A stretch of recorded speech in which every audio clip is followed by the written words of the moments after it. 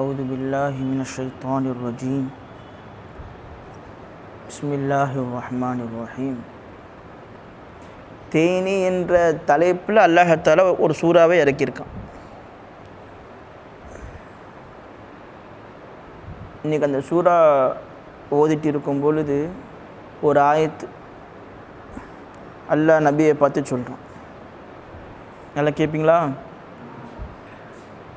இன் தஹரிஸ் அலா ஹுதாஹு.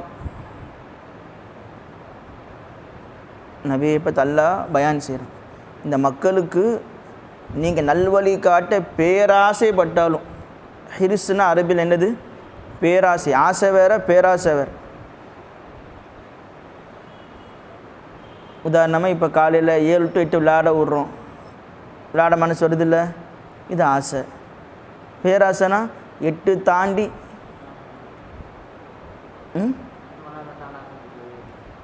விளையாட விட்டா நல்லா இருக்குல்ல, விளையாட டைம் எடுத்துக்கிறீங்களா அசரத்துமார்கள் இல்லைன்னா, அது பேராசை. சாப்பிட்டாலும் சரி, குளித்தாலும் சரி, 11 வரைக்கும் விட்டா ஜும்மா டைம் அளவு கூட விளையாடுவீங்க போல, அது பேராசை. அப்போ டைம் என்னது? 7 to 8 விளையாண்டா அது ஆசை. 8 தாண்டி 9, 10, 11, 12 போகிற போக்கில் சரி தொலைஞ்சிரும் ஜும்மாவை, தொழுது முடிச்சுட்டு அடுத்த விளையாட்டு, அது என்னது? அதே கல்வியில் வந்தால் அது சிறப்பு, இபாதத்தில் வந்து அது சிறப்பு, நல்ல குணங்களில் வந்து அது சிறப்பு. ஆனால் இதில் தான் வருது. அப்போ முஹம்மது ரசூலுல்லாஹி ஸல்லல்லாஹு அலைஹி வஸல்லம் அவங்க மக்கள் மேலே பேராசை கொண்டாங்க. எதில்? விளையாட்டுலையா? எதில் பேராசை? அவர் தொழுகையாலே ஆயிட மாட்டாரா? அவர் கலிமா சொல்லி முஸ்லீம் ஆகிட மாட்டாரா? நம்ம கூட இருக்க மாட்டாரா? இப்படி ஆசை பாரு. இதுதான் நம்ம முஹம்மது ரசூலுல்லாஹ்.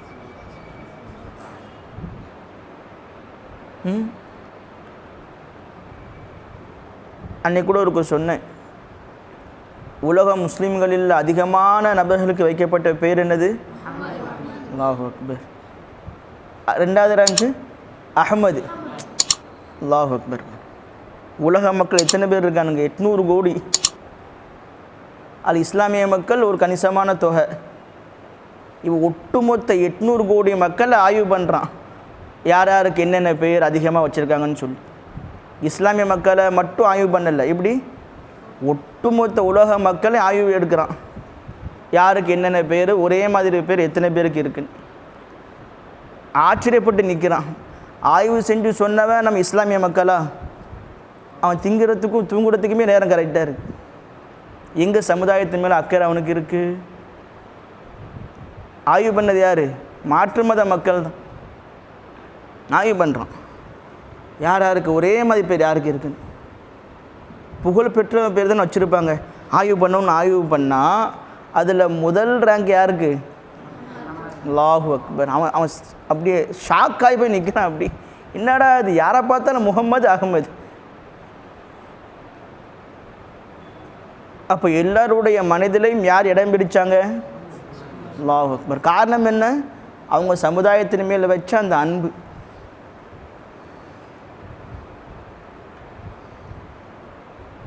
மக்கா விட்டு துரத்தப்பட்டாங்க. அல்லாஹு அக்பர். வெறுத்தாங்களோ? ஒதுக்கிட்டாங்களா? ஹிதாயத்துக்காக துவா தான் கேட்டேன். சஹாபாக்கள், சில சஹாபாக்கள் இடையெல்லாம் மாறக்கூடிய சூழல்லாம் வந்துச்சு. மிஅராஜுக்கு போயிட்டு வந்தாங்க, அதை கேட்டு பல மக்கள் மாறக்கூடிய சூழல் வந்துச்சு. என்னடா ஒரே இரவுல மிஅராஜ் போயிட்டு வந்துட்டாங்களே, என்னது இது? கப்சா மதில் தெரியுது. இப்படி சில சஹாபாக்கள் அப்படி போயிட்டாங்க. பல சஹாபாக்கள் உண்மை, எங்கள் ரசூலுல்லாஹ் என்ன சொன்னாங்களோ அது உண்மை, அந்த மாதிரி நம்பிக்கை. அப்போ ரசூல் ஸல்லல்லாஹு அலைஹி வஸல்லம் மேல் எதற்காக அவ்வளோ பிரிய வச்சாங்க? அவங்க இவங்க மேலே வைத்த அன்பு. நம்ம ரசூல் ஸல்லல்லாஹு அலைஹி வஸல்லம் அவங்க நம்ம மேலே வைத்த அன்பு. பேராசை கொண்டார்கள். வழி கெடுப்பதில்லையா? நவுதுபில். அல்லது நல்ல செல்வ செழிப்பாக இவரை வாழணும், அது இல்லையா? அது உள்ளத்தில் எது போய் பதியணும்? பிஸ்கெட்டு போய் பதியணும். உனக்கு என்ன பதியணும்? புரியலை. என்ன களிமா?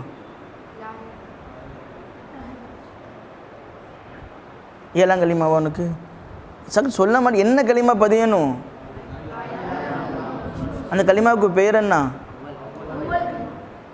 என்ன அர்த்தம்?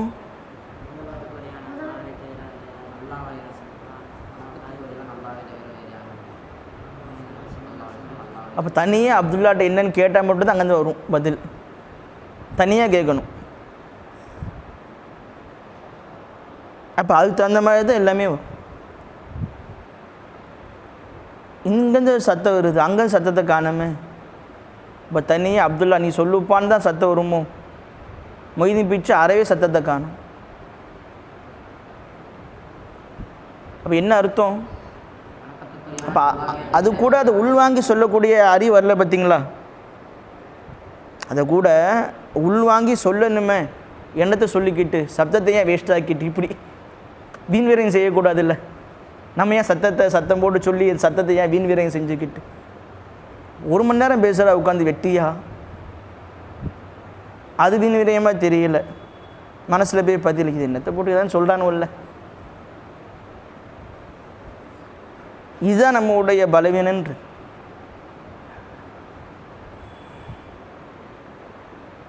உள்ளத்தில் போய் அதனுடைய அகமையை பதியலை பார்த்தீங்களா? இதையெல்லாம் வருத்தப்பட்டது அல்ல அந்த ஆயத்தை இறக்குனா. இன் தஹரிஸ் அலா ஹுதாஹும், நபியே நீங்கள் இந்த மக்கள் நல்வழி அடைவதின் மீது பேராசை கொண்டீர்கள் என்று சொன்னாலும் ஃபஇன்னல்லாஹ லா யஹ்தி மை யுதில்லு வமா லஹும் மின் நாசிரி. ரொம்ப மனசு இதாக உடஞ்சிருச்சு அந்த ஆயத்து. அல்லாஹ் வழிகை ஃபஇன்னல்லாஹ லா யஹ்தி மை யுதில்லு, வழிகேட்டில் விட அல்லாஹ் யாரை நாடி விட்டானோ அவர்கள் அல்லாஹ் பாதையை காட்ட மாட்டான். எங்கே தான் இருப்பான்? ஏன் அல்லாஹ்னுடைய லிஸ்ட்லேயே எதில் சேர்ந்துட்டான்? ஃபஇன்னல்லாஹ லா யஹ்தி மன், அல்லாஹ் ஒருவருக்கு வழிகாட்ட மாட்டான். எந்த ஒருவர் யுதில்லு, வழிகேட்டில் தான் இருக்கான். அல்லாஹ்வுடைய இல்மில் என்னன்னு பதிஞ்சிட்டான், அவனுக்கு என்ன கிடைக்காது? அல்லாஹு அக்பர். வமா லஹும் மின் நாசிரீன், அவர்களுக்கு எந்த உதவியாலும் இருக்க மாட்டாங்க. இந்த வசனத்தை அல்லாஹ் யாருக்கு சொன்னான்? ரசூல் அவ்வளோ பேராசை. கஹ்ஃப் சூரா ஓதிட்டீங்களே, அன்னைக்கு கூட இருக்கு சொன்னேன். ஃபல அல்லக பாஹிஉன், அல்லாஹு, இவங்க எல்லாம் நல்வழி வந்துடணும் என்று பேராசை பற்றி உங்களை நீங்கள் மாய்த்து கொள்வீர்கள் போலும் அல்லாஹ் சொல்ல.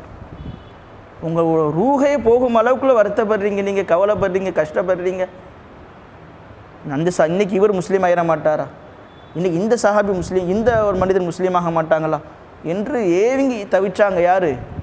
முஹம்மது ரசூலுல்லாஹி ஸல்லல்லாஹு அலைஹி வஸல்லம். ரசூல்லா யாரையெல்லாம் சில மக்களை விரும்பினாங்களோ அவங்களுக்கு ஹிதாயத்து கிடைக்கல.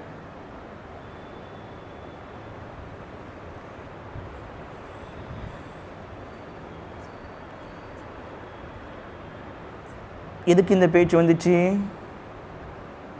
அந்த வசனத்தில் அல்லாஹ் தஆலா அதை சொல்லி காட்டு. இந்த கலிமா ஏன் பேச்சு வந்துச்சு?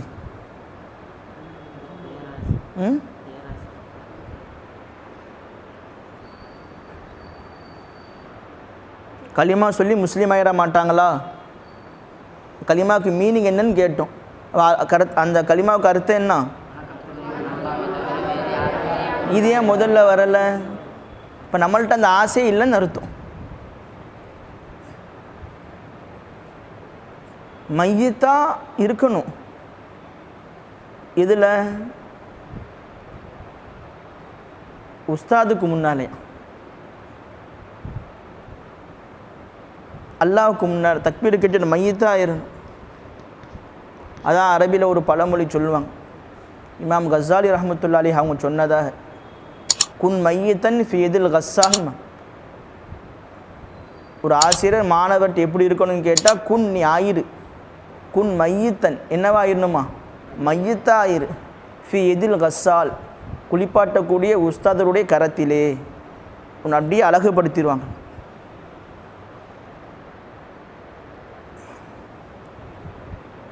அப்படி இல்லாமல் மனபோன போக்கில் மூடனாக வாழ்ந்தால் அதுக்கு ஒரு பழமொழி, அல் ஜஹுலு மௌத்துல் அஹ்யாமா.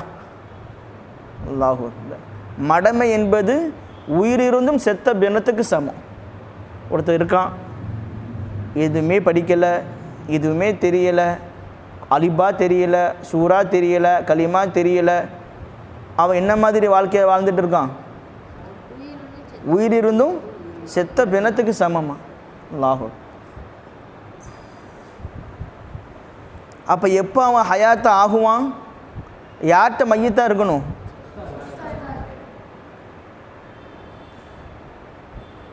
இமாம் கஸ்ஸாலி ரஹ்மத்துல்லாஹி அலைஹி அவங்க சொன்னதாக எழுதுகிறாங்க. அழகான வார்த்தை. எதுக்காக மையத்தை இருக்க சொல்கிறாங்க? தேவையா? பேஷண்ட்டாக நோயாளி போனால் தானே ட்ரீட்மெண்ட் பார்ப்பாங்க. இல்லை மருத்துவமனையே தேவையில்லையே. ஆஸ்பத்திரி எதற்கு? நோயாளிகளுக்கு. நோயாளியே உலகத்தில் இல்லை, இல்லை நோய் வந்து போக மாட்டான், அப்போ ஆஸ்பத்திரி தேவையா?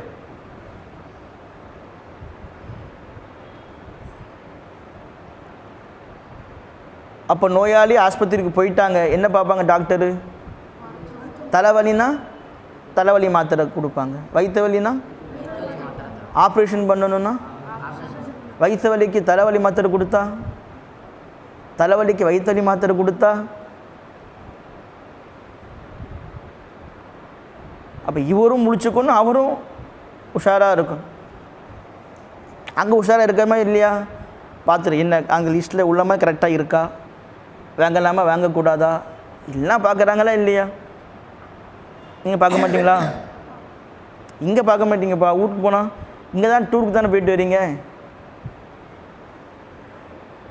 ஊருக்கு போனால் இப்போ தலைவலி வந்துட்டா கரெக்டான மாத்திரையா, வயிற்றுவலி வந்துட்டா கரெக்டான மாத்திரையா, வயிற்றால் போது கரெக்டான மாத்திரை போடுறோமா, இல்லை நான் ஸ்டாப்பாக போயிட்டு இருக்குமா?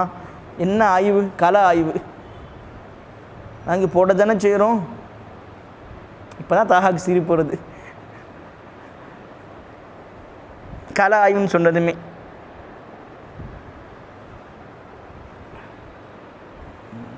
சிரித்து முடிச்சாச்சா? ஆனால் எதில் வரலை? இதில் வரணும். நம்ம மார்க்க கல்வியை கற்றுக்கொள்வதற்காக வேண்டி இங்கே வந்திருக்கோம். அதுக்கு முதல்ல நாம் யாருன்னு உணரணும். அந்த உணர்வே இல்லையே.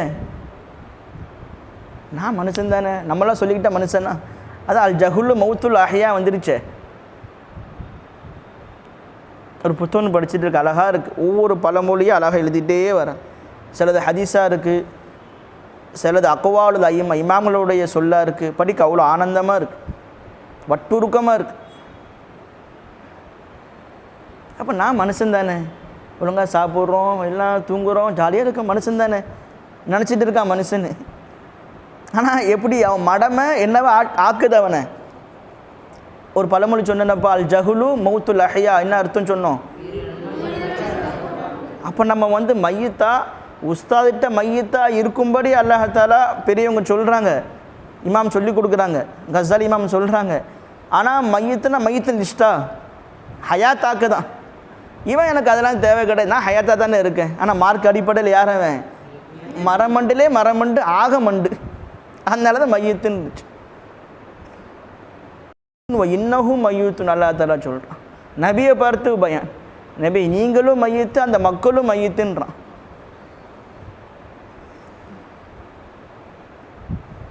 ஹயாத்துக்கு சொந்தக்கார யாரு? நம்மளும் மையத்து தான்.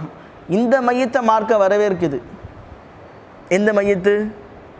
எந்த உணர்வில் உள்ள மையத்து சொல்லுங்கப்பா. ஏன்னா ஹயாத் என்ற தன்மை யாருக்கு உரியது? உண்மையிலேயே ஹயாத்தானவன் யாரு தான்? அவனுடைய ஹயாத்தை கொடுத்துக்கிட்டே இருக்கான். அதனால நம்ம என்னவா காட்சியளிக்கிறோம்? ஹயாத்தாக காட்சியளிக்கிறோம். நம்முடைய அசல் தன்மை என்னது? அந்த அடிப்படையில் மையத்துன்னு சொல்லணும். அதை உணரணுமே. அது தெரியல நமக்கு. நம்ம ஹயாத்தாக தானே இருக்கோம், நல்லபடியாக தானே இருக்கும், ஒரு பிரச்சனை ஒன்றும் இல்லையே, ஜாலியாக இருக்கும். மாஷா அல்லா பரக்கத்தை வச்சுருக்கான். இதுக்கு மட்டும் வார்த்தை வந்துடுது, அல்லா பரக்கத்தை வச்சுருக்கேன், ஜாலியாக இருக்கும். இந்த ஜாலியாக இருக்க வைக்கிறது யார்? அந்த கல்வி வேணும்ல. அந்த கல்வி இல்லாமல் இருந்து அவள் யார்? அதான் கேவலமான மையத்தாக இருக்குன்னு அர்த்தம். அப்போ மடமை என்பது எதற்கு சமம்? உயிர் இருந்தும் உயிர் இல்லாத நபரை போல. அவருக்கும் பிரயோஜனம் இருக்காது, பிற மக்களுக்கும் பிரயோஜனம் இருக்காது. அவரை கொண்டு போய் ஒரு நல்ல விஷயத்தை பயான் பண்ணுங்கன்னு கேட்டால் விளங்குமா? சொல்லுங்கன்னு சொன்னால் தெரியுமா? இந்த டாக்டர் படிக்காமல் மருத்துவம் பார்த்த மாதிரி.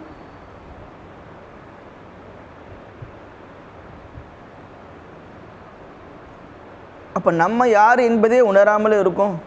நம்ம யார், மாசாக்கு எதுக்கு வந்திருக்கோம், கொஞ்சம் கூட அந்த விழிப்புணர்வு இன்னும் வந்த மாதிரி தெரியல.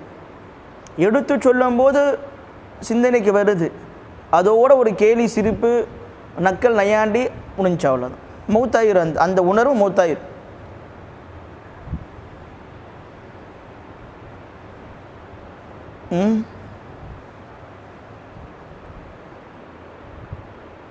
அப்போ நம்ம யார் என்பதை எப்போ புரிய போகிறோன்னு தெரியல. நம்ம மனுஷன் தானே, நம்மளும் ஒரு அளவு வந்துட்டோமே, தொலைஞ்சுது, நமக்கும் தெரியுத நினச்சாலே போச்சு.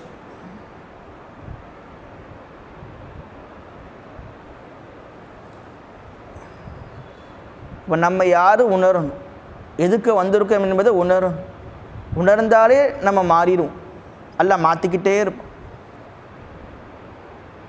அந்த வசனத்தை பார்த்து பயப்படணும். என்ன வசனம்? அல்லாஹ் நபிக்கு என்ன சொன்னான்? அப்போ அல்லாஹ் நமக்கு ஹிதாயத்தை வச்சுருக்கானா என்ன வச்சுருக்குன்னு தெரியலையே.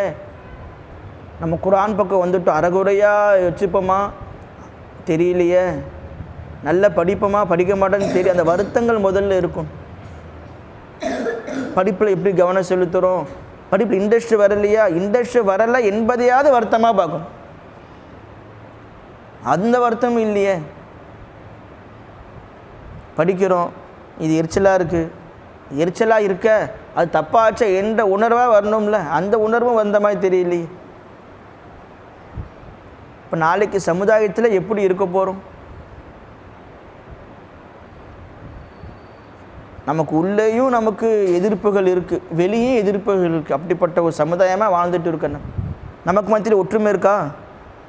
இஸ்லாமிய ஜமாத்துக்கு மத்தியில் ஒற்றுமை ஏதேனும் இருக்கா? ஒரு ஒற்றுமை கிடையாது. நம்மளை அடித்து போட்டால் கேட்க ஒரு பயம் கிடையாது. நம்மை நாம் தான் பாதுகாத்து கொள்ளணும். உள்ளேயும் ஆள் கிடையாது, வெளியும் ஆள் கிடையாது. சப்போர்ட் பண்ணிடுவாங்க பெரிய ஆளுகளுக்கு. நீதங்களுக்கு மதிப்பில்லை, இரக்கங்களுக்கு மதிப்பில்லை, மனிதத்துக்கு மதிப்பில்லை. அப்போ நம்ம இந்த உலகத்தில் நம் சுயமாக இருக்கணும் என்று சொன்னால் நமக்கு என்ன தேவை? சொல்லுங்க பாபு. நம்ம இந்த உலகத்தில் நல்ல சுயமாக இருக்கணும் என்று சொன்னால் என்ன தேவை?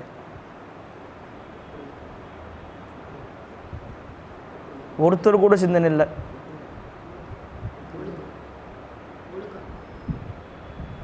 கல்வி தேவை. 2 வகையான கல்வியும் தேவை. நம்மளை பக்குவப்படுத்தும். அந்த கல்வியுடன் ஒழுக்கம் தேவை, வெக்கம் தேவை. நம்மளை பண்படுத்தும், பக்குவப்படுத்தும்.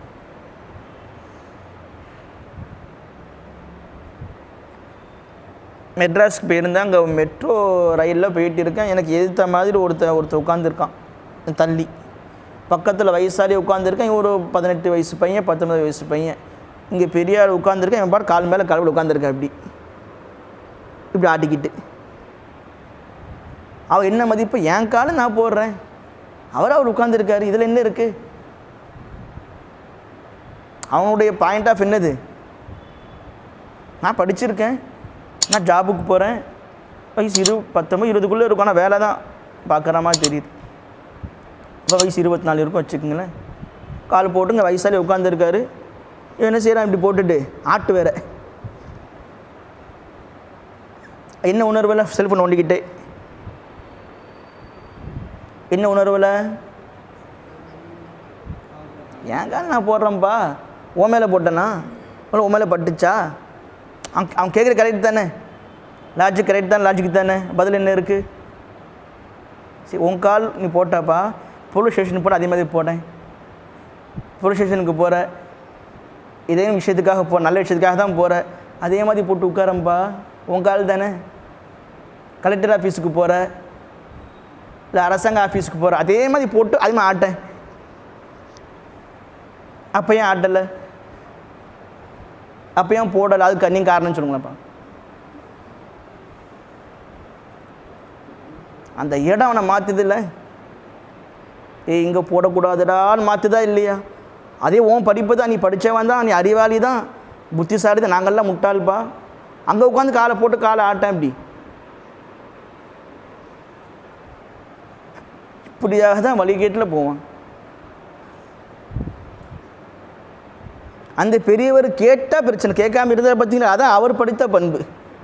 அந்த பெரியவர் என்ன சொல்லியிருக்கணும், ஏன்ப்பா ஒரு பெரிய ஆள் உட்காந்துருக்கேன், அவர் கேட்கல பாருங்கள். ஏன் இந்த முட்டாள்கிட்ட பேசுவதற்கு சும்மா இருந்துடலாம், மார்க் அதையும் சொல்லி தருது.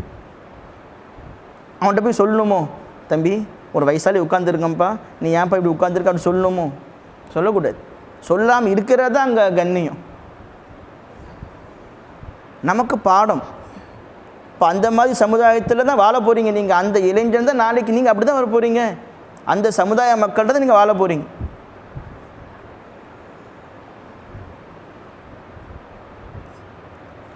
தர்க்கம்தான் வரும்.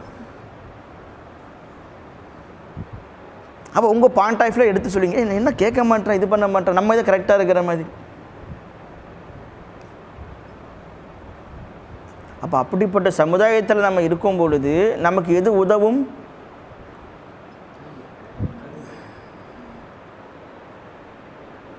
எப்படிப்பட்ட கல்வி உதவும்? ஒழுக்கமும் வெட்கமும் கூடிய கல்வி தான் உதவும். அப்போ கல்வி என்ன 20 வயசு பேர் படிச்சுக்கலாமா? இன்னும் காலங்கள் இருக்குன்னு சொல்லி படிச்சுக்கலாமா?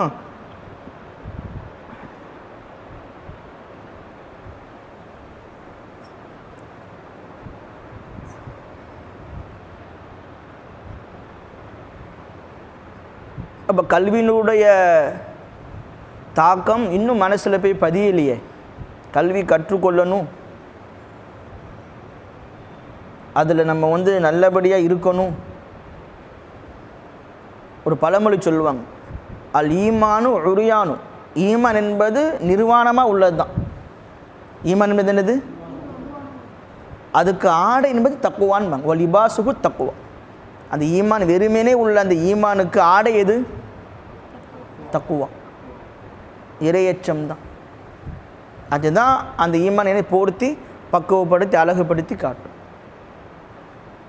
அதுக்கு அழகு ஆடை உடுத்திட்டோம், அழகாக உடுத்தணும்ல, அதுதான் ஹயா. வசீனத்துக்கு அல்ல ஹயா. ஆடை உடுத்திட்டோம், அந்த ஆடைக்கு அலங்காரம் எது? வெட்கம். சரி எல்லாம் பண்ணியாச்சு, அதுக்கான ரிசல்ட் என்ன வேணும்? ரிசல்ட்டு தான் கல்வி. ஓ சமரத்துக்கு அல்ல இல்மு, அதுக்கான கனி என்ன? ரிசல்ட் என்னது? அப்போ ஒரு மனிதன் என்று சொன்னால் அவனுக்கு முதல் என்ன தேவை? ஈமான் தேவை. அப்போ அல்லாஹ் ஈமானை கிஃப்டாக கொடுத்துருக்கானா இல்லையா? அப்போ அந்த ஈமானை கொடுத்த அந்த கிஃப்டை அதுக்கு எதை போட்டு எதை ஆடையாக அதுக்கு அனுபவிச்சுக்கணும்? தக்குவான என்னது? இறைச்சம்னு என்னது? அது இருந்துக்கிட்டே இருக்கும்போது தான் நம்ம ஆடையை போடுறோம் என்று அர்த்தம். நம்ம கலட்டி பெட்டிக்குள்ளே தூக்கி வச்சு இன்னைக்கு வச்சாச்சு.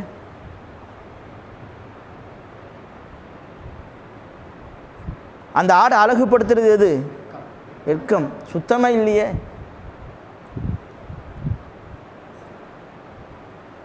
இங்கே தோடுதுன்னு பார்க்குற அப்படி தொடை அப்படி காட்டிட்டு போகிறான். நம்மளை பார்த்ததையுமே அப்படி இறக்கி விட்றான். அப்படி என்னப்பா இப்படி தான் இருக்குது.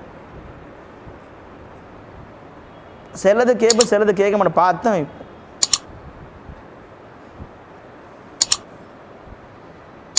இப்போ நல்ல தூக்கு, யார் வேணான்னு சொன்னா சிரமம் வேறு இருந்தால் கையிலே கொடுத்தாதப்பா. இதுவும் டிஸ்டர்பாக இருக்குது, அதையும் கழட்டி வச்சிரு, அப்படி போ, ஆடு மாடு மாதிரி போ, ராகத்தான் இருக்கும், பிரச்சனையே கிடையாது, துவைக்கிற வேலையே கிடையாது. அப்போ வெக்க இல்லை பாருங்க. நம்ம தொப்புல கூட இன்னொருத்த பார்க்கக்கூடாது. நம்ம தொப்புலேருந்து முட்டு வரைக்கும் அவுரத். அது அரபியில் சொன்னால் அவுரத், மறைவிடம்.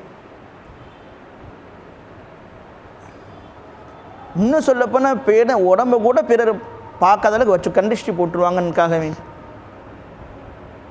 அப்போ எரும மாடு மாதிரி வராங்க, எரும மாடு மாதிரி போனால் அது என்ன இருந்தது? அப்போ ஈமான முதலில் விளங்கணும் அப்படின்னு சொன்னால் முதல்ல கல்வியில் கவனம் செலுத்தணும். கல்வியில் கவனம் செலுத்தணும் அப்படின்னு சொன்னால் வெக்கத்தில் கவனம் செலுத்தணும். வெக்கத்தில் கவனம் செலுத்தணும் அப்படின்னு சொன்னால் இறையச்சத்தில் கவனம் செலுத்தணும். இந்த மூன்றில் கவனம் செலுத்தினால்தான் ஈமான் நம்ம இருக்குது என்று சிந்திச்சுக்கணும்.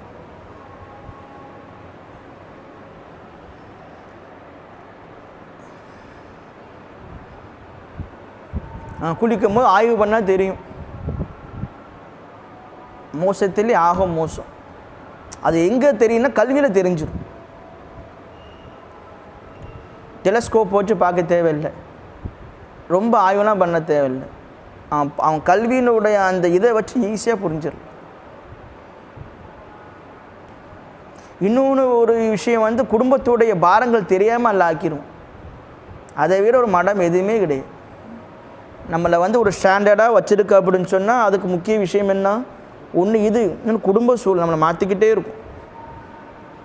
ஒரு இடத்துல போய் ஸ்டாக் பண்ணி வச்சுரு, அப்படி இல்லை ஊதாரியே ஆயிரும். தமிழில் சொல்லுறது ஊதாரின்னா தெரியுதா? எதை பற்றியும் கவலை கிடையாது. எங்கள் உமா கஷ்டப்பட்டா என்ன, எங்கள் வாப்பா கஷ்டப்பட்டா என்ன, யார் கஷ்டப்பட்டா எனக்கு, நான் ஜாலியாக இருக்கணும். இதை ஊதாரித்தனன்று. இப்போ அப்படிப்பட்ட சமுதாயம் தான் வந்துட்டு இருக்குது. ஏன்? அவனுக்கு சொல்ல ஆள் இல்லை, பக்குவப்படுத்தி சொல்ல ஆள் இல்லை. நீ கடன் வாங்கி இது வாங்கி, எனக்கு ஒரு பைக் வாங்கி கொடு, எனக்கு விலை உயர்ந்த ஃபோன் வாங்கி கொடு, நல்ல ட்ரெஸ்ஸு வாங்கி கொடுமா எனக்கு. அவங்க உமா சாப்பிட்ருக்க மாட்டாங்க, அன்றாட வாழ்க்கையே அவ்வளோ கஷ்டத்தில் இருக்கும். ஆனால் இவனுடைய சிந்தனை அதில் வராது. எதில் வரும்? இதில் தான் வரும். இப்படிப்பட்ட சமுதாயம். அதுக்கு ஊதாரின்னு தமிழில் சொல்லுவாங்க.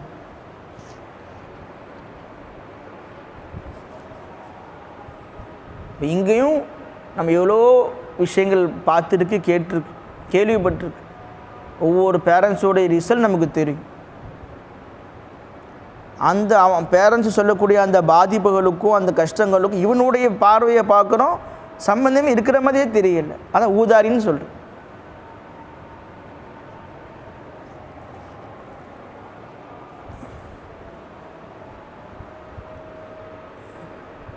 அதோடைய பாதிப்பு ரொம்ப பெருசாக இருக்கும். என் பேரண்ட்ஸ் இருக்கிற வரைக்கும் யார் பார்த்துப்பா? அதுக்கடுத்து ஒரு நாய் கூட மதிக்காது. நாய் இவனை பார்த்து இவன் மேலே மூத்தரை அடிச்சுட்டு போகும். அதை மூத்தரைக்கு பார்த்துருக்கீங்களா? எங்கே அடிக்கும்? கரெக்டாக வண்டி விட்டுருப்பான், கழுவி கிழுவி கரெக்டாக அந்த வண்டி கிட்ட தானே காலை தூக்கிட்டு சரணு அடிச்சுட்டு போகுது. அந்த மாதிரி பார்ப்பான். இவன் ஊதாரியாக இருக்கான, நல்லா இருக்கான, அவன் கிட்ட வந்து அடிச்சுட்டு போவோம். நாயை கூட மதிக்காது.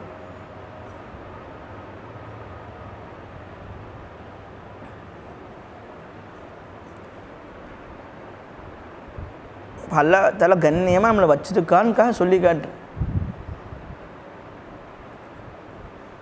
ரசூல் ஸல்லல்லாஹு அலைஹி வஸல்லம் அவங்க பேராசை கொண்டதின் பரக்கத்தில் நமக்கு அல்ல ஈமானை கொடுத்து கொண்டு இருக்கான். புரியுதா? ரசூலுல்லாஹை பார்த்தும் யாருக்கு ஹிதாயத்து கிடைக்கல? சில பேருக்கு. ரசூலா காலத்தில் 1 லட்சம் எத்தனை சஹாபாக்கள் கடைசியில்? அவங்க மட்டும்தான் மக்களா? வேறு மக்கள் இல்லையா? அத்தனை கோடி மக்களில் ரசூல் ஸல்லல்லாஹு அலைஹி வஸல்லம் அவங்க வென்றெடுத்தவர்கள் எத்தனை பேர்? 1,24,000 சஹாபாக். மற்றவங்க ஆனால் ரசூலா எவ்வளோ வருத்தம் இருக்கும், இவ்வளோ கஷ்டம் இருக்குமா? கஷ்டம் இருக்காதா? ஆனால் இவ்வளோ தான் நமக்கு கிடச்சிருக்கு, மற்றவங்கள விட்டுட்டோமே, என்னுடைய உம்மத்தாச்சே.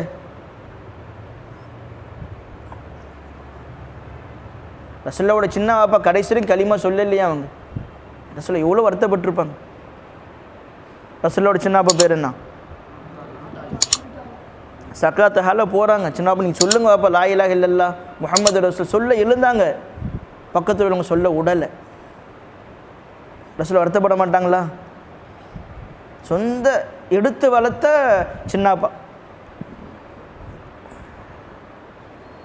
முடியலப்பா.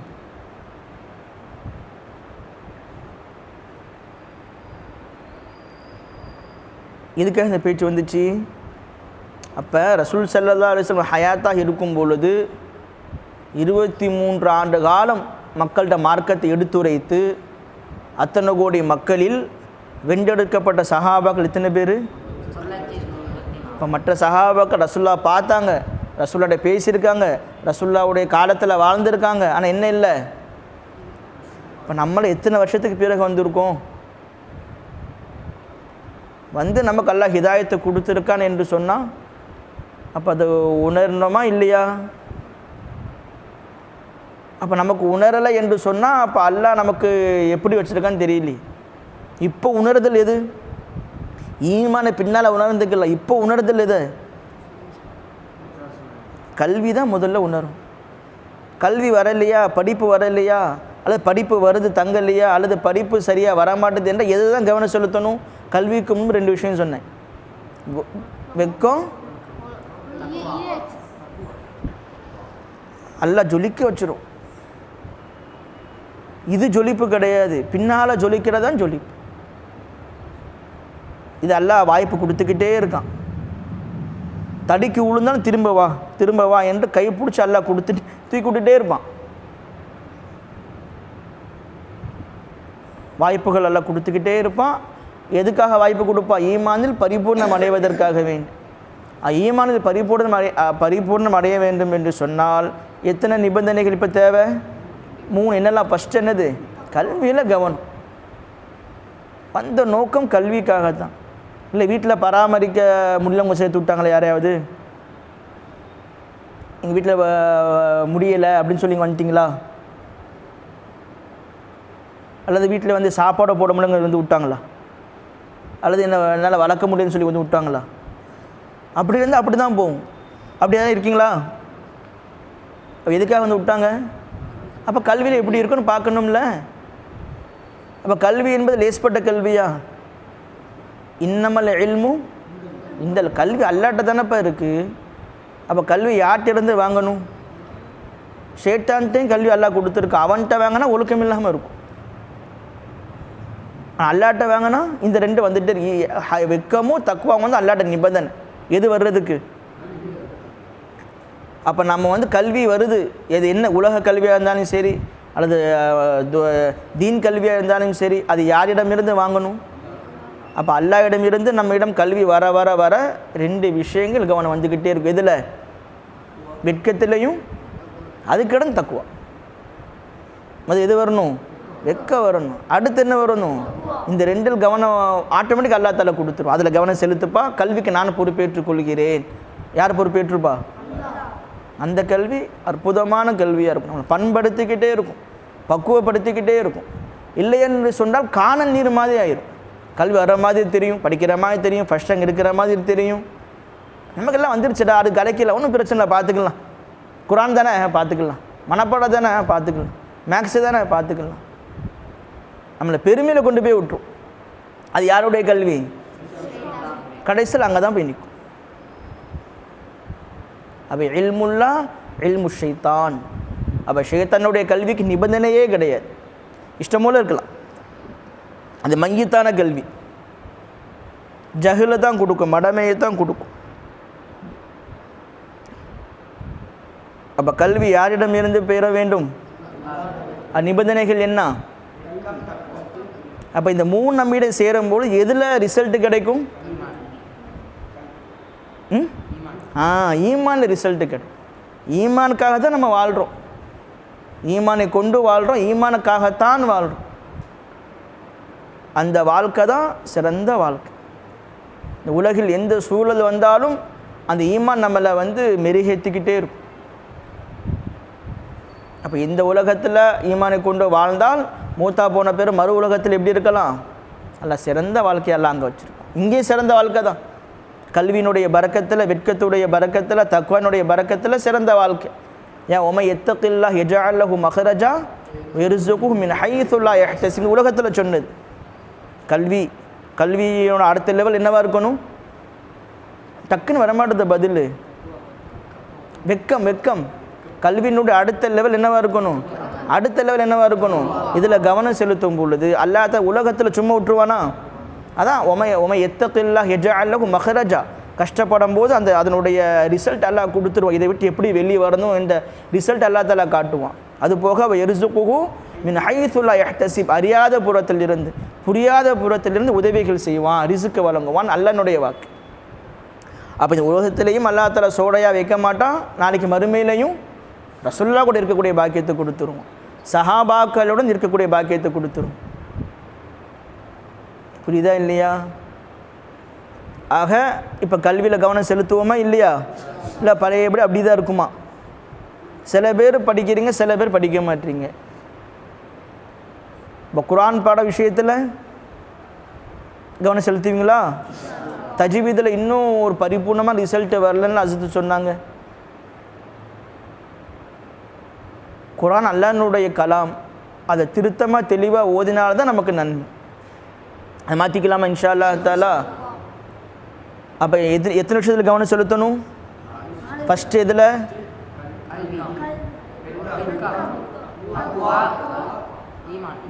இதனுடைய ரிசல்ட் என்னவா இருக்கணும்? கல்வியினுடைய ரிசல்ட்டாக வெட்கம் இருக்கணும். வெட்கத்துடைய ரிசல்ட்டா, தக்கோட ரிசல்ட்டா. இப்போ நம்ம நோக்க எதை நோக்கி பயணப்படணும்? ஈமான். அப்போ ஈமானுக்கு இந்த 3 படித்தரங்கள் இருக்கு. அப்போ இந்த 4 நம்பினா அமைய அல்லாஹ் நம்ம கூட இருக்கான், ரசூலுல்லாஹ் நம்ம கூட இருக்காங்க, குர்ஆன் நம்ம கூட இருக்குது, ஹதீஸ் நம்ம கூட இருக்குது, இந்த உணர்வு இருந்துக்கிட்டே இருக்கும். நல்ல மக்கள் நம்ம உடன் இருக்காங்க. இந்த உலகத்தில் அப்படி அல்லாஹ் தஆலா கண்ணியமான முறையில் வாழ்க்கையை கொடுப்பான். இப்படி மாற்றிக்கலாம் இன்ஷா அல்லாஹ் தஆலா. வாஹிரு தஅவாஹும் அல்ஹம்துலில்லாஹி ரப்பில் ஆலமீன்.